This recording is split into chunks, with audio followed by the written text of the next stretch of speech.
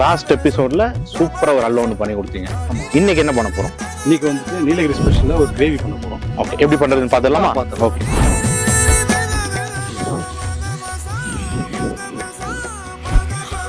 ஒரு 1/4 டீஸ்பூன் மஞ்சத்தூள்,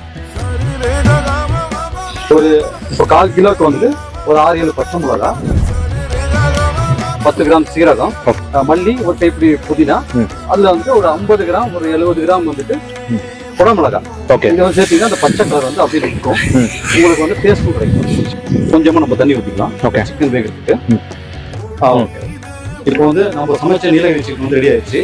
இதை வந்து நீங்க சப்பாத்தி இல்லை பரோட்டா கூட சாப்பிட்டு பாருங்க.